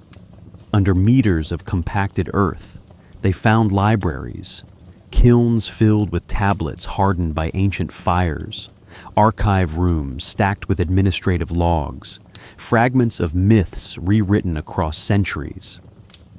When the Weld-Blundell Prism was uncovered in the early 1900s, its neat cuneiform columns revealed the deep sweep of the Sumerian king list, including the long reigns attributed to the Anunnaki era. The astonishment in those early reports still resonates today. Scholars realized they were holding humanity's earliest attempt to place itself within a cosmic timeline. And still, today, new fragments surface. A broken tablet in a museum drawer, a sediment layer beneath a temple foundation, a half-eroded inscription recovered from a private collection. Each one adds a quiet note to the long symphony of Sumerian memory. Even now, student teams at sites like Tello and Nippur uncover fresh material that reshapes interpretation. Carbon analysis of reed matting, microscopic examination of clay composition, satellite imaging of ancient waterways, all continue to refine the picture. The past is not static. It reveals itself gradually, as gently as the rivers that once fed the cradle of civilization. What fascinates researchers is not only what survived, but how it survived. Myths traveled into Akkadian, Babylonian, and Assyrian tradition, carrying Sumerian ideas far beyond their original clay tablets. Ritual practices persisted through reinterpretation. Astronomical observations evolved into later mathematical models. Even now, linguistic patterns in modern timekeeping, minutes, hours, 60 base divisions, reflect ancient choices. The Sumerians still speak through our structures, often unnoticed. And perhaps this is the most profound legacy, not the monuments that collapsed, but the ideas that never did. When you stand in a museum today, gazing at a clay tablet behind glass, you participate in this long chain of remembering. Even now, the signs on the surface reflect decisions made by scribes who lived 5,000 years ago. Even now, the numbers they wrote, 200 years for the primordial rule, invite reflection rather than dismissal. Maybe they encode cycles. Maybe they preserve mythic memory. Maybe they are symbolic frameworks meant to orient early humans within the vastness of time. We may never know the full intention, but the survival of these numbers suggests they matter deeply. Across cultures, similar patterns appear. Egyptian king lists stretch into sacred chronology. Vedic texts describe cosmic ages measured in tens of thousands of years. Maya time cycles span periods far beyond human lifespan. Even now, cross-cultural comparison raises the question: did ancient civilizations simply share poetic imagination, or were they each reaching toward a universal intuition about time's immensity? The answer remains quiet, unresolved, and strangely comforting. Some mysteries live not in the facts uncovered, but in the questions that endure. As we reflect on their legacy, we see how easily knowledge can vanish. Floods buried entire neighborhoods.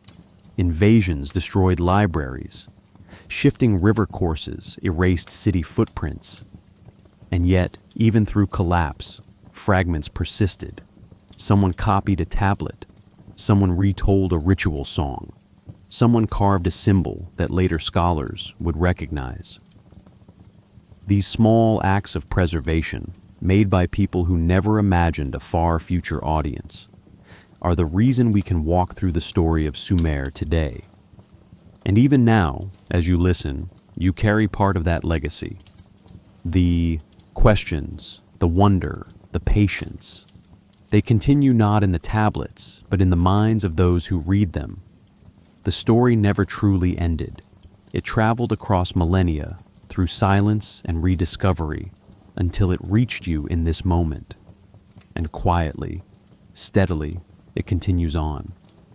When we return from the long arc of Sumerian history, it helps to pause, just for a breath.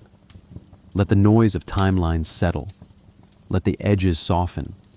Let the weight of thousands of years ease into something quieter, something close.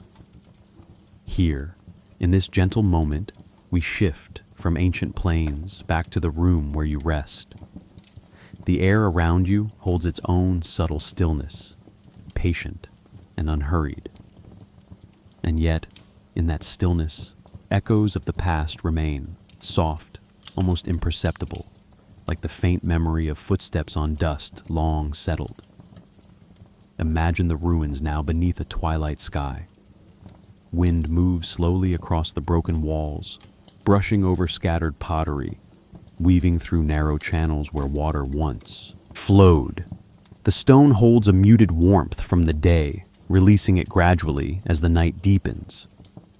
Above, the same stars the Sumerians watched emerge one by one, steady and unchanged. Even now, they trace their ancient paths with calm precision. Even now, their quiet presence reminds us that some rhythms endure regardless of who records them. As darkness settles, the land grows hushed. The long histories, the unanswered questions, the great achievements, they all loosen into something simpler. They become part of a broader continuity, a soft merging of what was and what remains. No sharp conclusions, no final revelations, just the acceptance that some stories are meant to stay open, inviting reflection rather than resolution. Even now, archaeologists sift through soil with the same patience scribes once used to shape clay. Even now, curiosity continues the work memory began. Let your breath follow that same unhurried rhythm. Let your thoughts drift lightly, the way dust drifts, through an abandoned temple corridor. Nothing needs to be solved. Nothing needs to be held tightly. The past rests, and so can you. Picture the ruins once more, quiet under the gentle night. The wind moves, subtle and cool. The stars watch with unchanging calm. The stone remembers, holding impressions from hands long gone, yet still here in their own silent way. And somewhere in that quiet, between breath and thought, the ancient world continues, not as certainty, not as conclusion, but as presence, still unfolding, still waiting, still alive in its own quiet way.